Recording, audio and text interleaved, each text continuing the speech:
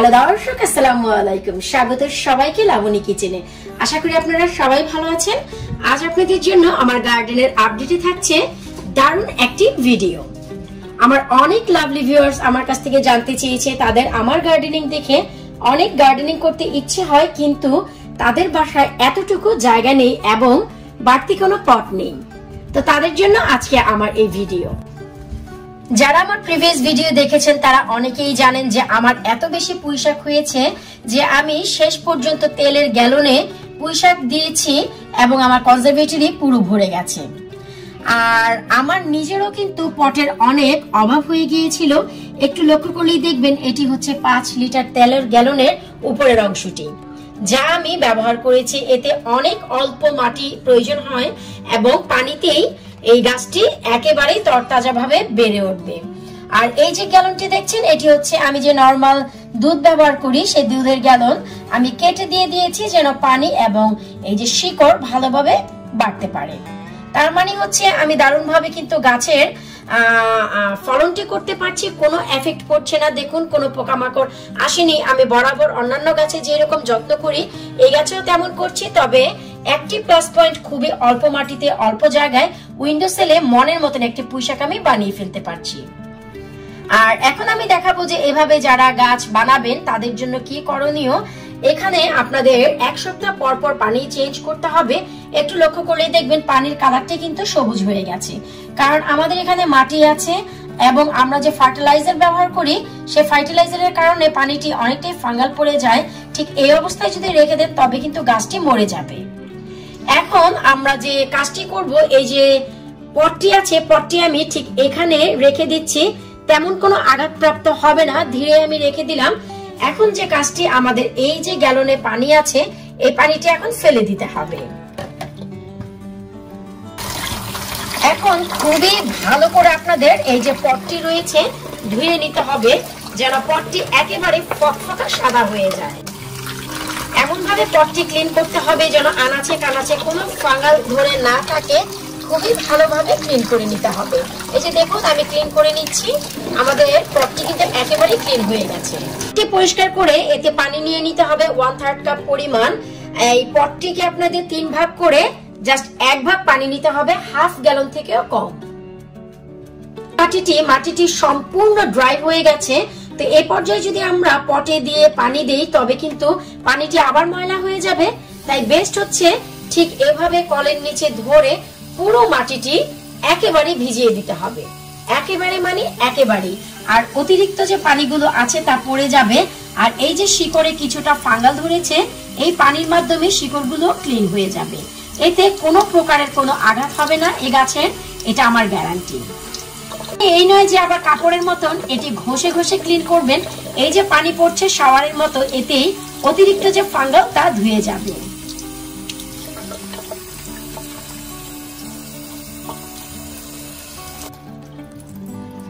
একটু লক্ষ্য করলেই দেখবেন মাটিটি কিন্তু সম্পূর্ণ ভিজে ময়েস্ট হয়ে গেছে। আর এতে পানি জমে থাকারও কোনো সম্ভাবনা নেই, শুধু মাটিটি ডাম্প থাকবে। আর অতিরিক্ত পানি কিন্তু আমি একেবারেই ফেলে দিচ্ছি এই বোতলের মুখটি দিয়ে। এখন আমাদের নতুন করে গাছের পটটি বসানোর আগে এই পানিতে কিছুটা ফার্টিলাইজার আমি ব্যবহার করছি। এই যে দেখুন, আমি বরাবরই এর আগের ভিডিওতে বলেছি যে আমি বরাবরই ক্যালসিয়াম এবং পটাশ যুক্ত ফার্টিলাইজার ঘরেই বানাই অর্গানিক ভাবে। এটি হচ্ছে লিকুইড ফার্টিলাইজার। আপনারা যারা এখনো পর্যন্ত আমার চ্যানেলে লিকুইড ফার্টিলাইজারের ভিডিও দেখেননি, প্লিজ আপনারা একবার ঘুরে আসবেন, আমি এই ভিডিওর নিচে লিংকটি দিয়ে দিব। এখন এই ফার্টিলাইজার থেকে আমি অ্যারাউন্ড 2 টেবিল স্পুন পরিমাণ পানি দিয়ে দিচ্ছি। এখন কিন্তু আমাদের এই পটের পানিটি আর নোংরা নয়, এটি হচ্ছে পুরোপুরি লিকুইড ফার্টিলাইজারের একটি পানি, যাতে প্রচুর পরিমাণে নাইট্রোজেন এবং পটাশিয়াম রয়েছে, যা আমাদের গাছের জন্য অনেক ইম্পর্টেন্ট। আমরা আমাদের গাছটি ঠিক একইভাবে আবারও এখানে বসিয়ে রাখবো। আর এভাবে করে আমাদের প্রতি সপ্তাহে একবার করে পানিটি চেঞ্জ করতে হবে। আসলে চেঞ্জ করার প্রয়োজন হয় না, এই যে শিকড় আছে পুরো পানিটি 1 সপ্তাহে খেয়ে নিবে। আমি ইনশাল্লাহ আগামী 1 সপ্তাহ পর আপনাদের দেখাবো যে পানিটি শিকড় পুরো নিয়ে নিয়েছে। আশা করবো আমার এই ছোটখাটো ভিডিওটি আপনাদের ভালো লাগবে। যাদের কাছে পটের সমস্যা ছিল এবং জায়গার সমস্যা ছিল, নিশ্চয়ই দেখলেন যে আমি 2টি পার্ট করে একটি তেলের গ্যালনের মুখে কিভাবে গাছ লাগিয়েছি। আর আশা করব গাছটি দেখে বুঝতেই পারছেন কতটা সতেজভাবে বেড়ে উঠেছে। শিকড় মাটিতে নেই, পানিতে থাকলেও গাছের কোনো ক্ষতি হবে না, এটা আমি বলতে পারি। আর এই যে গাছ, এই গাছটি যে কোনো অল্প জায়গাতে রেখে দিতে পারেন, কিচেনের উইন্ডো সেলে, এমনকি আপনাদের সিটিং বেড যে কোনো রুমের উইন্ডো সেলে। চলে যাচ্ছি আমি আমার গাছের নির্দিষ্ট জায়গায়। আর এটি হচ্ছে আমার সিটিং রুমের উইন্ডো সেল। আমি এই যে দেখুন রেখে দিচ্ছি, আর জানালা দিয়ে পর্যাপ্ত পরিমাণ রোদ পাচ্ছে, তার মানে আমার গাছটি একেবারেই সিকিউর। আশা করবো ভিডিওটি ভালো লেগেছে, ভালো লাগলে আমার পাশেই থাকবেন। বিদায় নিচ্ছি আজকের মতো, আল্লাহ হাফেজ।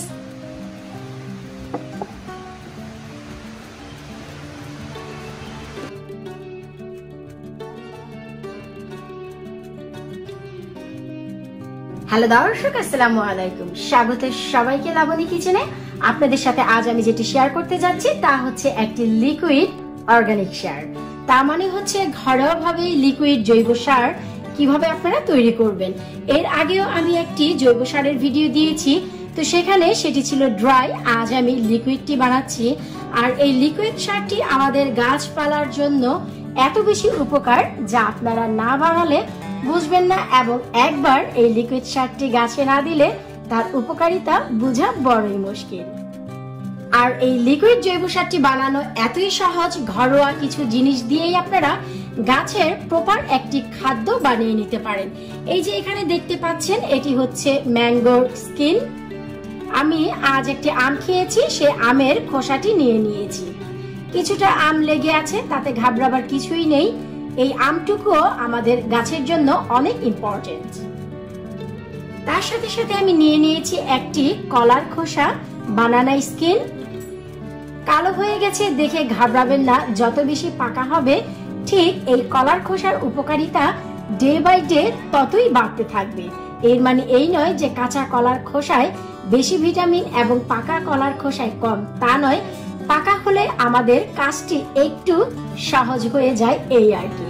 তো এখন চলুন আমরা এই লিকুইড অর্গানিক সারটি কিভাবে বানাই আপনাদের সাথে তাই শেয়ার করি। এখানে আমি 1 লিটার পানি নিয়ে নিয়েছি, নর্মাল ট্যাপ ওয়াটার। এটা ঠান্ডাও নয়, গরমও নয়, নর্মাল ট্যাপ ওয়াটার। এই মাত্র কল থেকে আমি 1 লিটার পানি নিয়ে নিয়েছি। আর 1 লিটার পানির জন্য আমি একটি কলার খোসা এবং একটি আমের স্কিন ব্যবহার করব। তো আমরা কিভাবে ব্যবহার করছি আপনারা একটু দেখুন। তো এই খোসাগুলো কিভাবে ব্যবহার করতে হবে তাই আমি আপনাদের সাথে শেয়ার করছি। এই যে আমের খোসাটি আমি একটি সিজারের সাহায্যে ছোট ছোট করে টুকরো করে দিচ্ছি। চাইলে আপনারা পানির সাথে ব্লেন্ডও করে নিতে পারেন, তবে বরাবর আমি এভাবেই করে থাকি।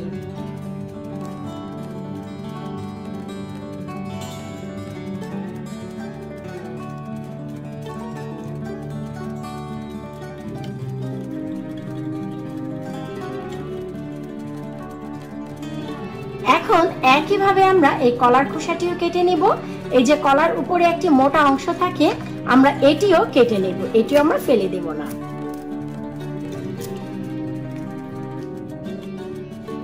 যদি চান পানির সাথে আম ও কলার খোসা দুটো একসাথে ব্লেন্ড করেও নিতে পারবেন, তাতে কোনো সমস্যা নেই। যদি চান আমের খোসা কলার খোসা রোদে শুকিয়ে ব্লেন্ডারে পাউডার করেও আপনারা সেটি ব্যবহার করতে পারবেন পানির সাথে মিশিয়ে, তাতেও কোনো সমস্যা নেই। সবগুলো খোসা যখন কেটে নেওয়া হয়ে যাবে তখন আমরা একটি স্পুন দিয়ে জাস্ট হালকা করে এভাবে নেড়ে মিশিয়ে নিব। এখন কথা হচ্ছে যে ভাই, বাজারে এত সার থাকতে আমরা কেন ঘরোয়া এই আমের খোসা আর কলার খোসা ব্যবহার করব? তাছাড়া তাও আবার একেবারে পচা ধচা, এমন নয় যে আমরা নতুন কলার খোসাটি ব্যবহার করছি। আমরা যাই বলি না কেন, ম্যাঙ্গো পিল, ম্যাঙ্গো স্কিন অথবা খোসা যাই হোক না কেন, এই যে আমরা আমের খোসাটি ব্যবহার করেছি এতে কিন্তু ভরপুর পটাশিয়াম রয়েছে। তাছাড়া ক্যালসিয়াম আছে, ম্যাগনেসিয়াম আছে, আয়রন আছে, অনেক ভিটামিন আছে, যা আমাদের গাছের জন্য অনেক উপকারী। শুধু তাই নয়, আমরা যে এই যে কলার খোসাটি ব্যবহার করলাম এতেও প্রচুর পরিমাণে ফসফরাস আছে, ম্যাগনেসিয়াম আছে, আর মোস্ট ইম্পর্টেন্ট যে জিনিস তা হচ্ছে ইনাফ পরিমাণে নাইট্রোজেন, যা আমাদের গাছের শিকড়কে একেবারে সতেজ রাখবে, গাছটি মজবুত রাখবে, এমনকি গাছের পাতা অনেক বেশি গ্রিনিশ থেকেও গ্রিনিশ রাখবে। তার মানে একেবারে সবুজ তরতাজা রাখবে আমাদের এই কলার খোসার নাইট্রোজেন। তো দেখলেন তো কত সহজে আমরা ঘরোয়া কিছু জিনিস দিয়ে একটি সার বানানোর প্রস্তুত প্রণালী শুরু করে ফেললাম। এর মানে এই নয় যে আমাদের সারটি কমপ্লিট হয়ে গেছে। যখনই কলার খোসা এবং আমের খোসা এভাবে না হয়ে যাবে তখন আমরা একটি ক্লিন ফিল্ম দিয়ে ঢেকে রাখছি। এখন এই মিশ্রণটি আমি রেখে দেব একটি ড্রাই জায়গায়, একটি অন্ধকার জায়গায়, যেখানে এখন এই কলার খোসা আর আমের খোসাটি ফার্টাইল হতে পারে। কারণ ফার্টাইল হওয়ার আগে আমরা এটি ব্যবহার করতে পারবো না, আর তাতে সময় নেবে পুরোপুরি 5 থেকে 7 দিন। পুরোপুরি 1 সপ্তাহ হয়ে গেছে আমরা আমাদের এই লিকুইড ফার্টিলাইজার তৈরি করছি। আশা করি আপনারা দেখে বুঝতেই পারছেন যে আমাদের কলার খোসা আর আমের খোসাটি অলরেডি ফার্টাইল হয়ে গেছে। কারণ এই যে জৈব সার, লিকুইড জৈব সার, একটু লক্ষ্য করলেই দেখবেন যে এর পানির কালারটি একেবারেই চেঞ্জ হয়ে গেছে।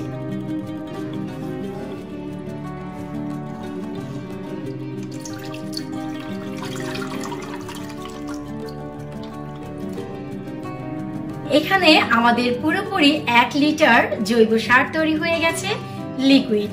এখন এই সারটি আপনারা অনায়াসে ব্যবহার করতে পারবেন প্রিজার্ভ করে রেখে। এখন লিকুইড সারটি প্রিজার্ভ করে রাখার জন্য আমি একটি নেটের সাহায্যে আপনারা এখন যে কোনো গাছে ব্যবহার করতে পারবেন অনায়াসে।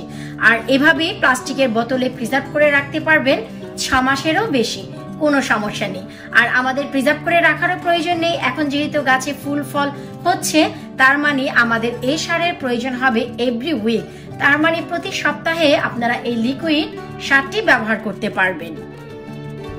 আর এই যে কলার খোসা ও আমের খোসার অংশটি আছে, এই অংশটি আপনারা ফেলে দেবেন না। যারা বাহিরে গার্ডেনিং করেন, আই মিন গার্ডেনে, সেই সব গাছের নিচে আপনারা এই অংশগুলো রেখে দিতে পারেন, শুকিয়ে নিজে নিজেই সারে পরিণত হয়ে যাবে। আর ঘরে যে টবগুলো আছে সে টবে দিবেন না। অনেক সময় দেখা যায় ঘরে অতিরিক্ত তাপমাত্রা না পাওয়ার কারণে এই জিনিসগুলোতে ফাঙ্গাল ধরে যাবে, তখন কিন্তু গাছের আবার ক্ষতি হতে পারে।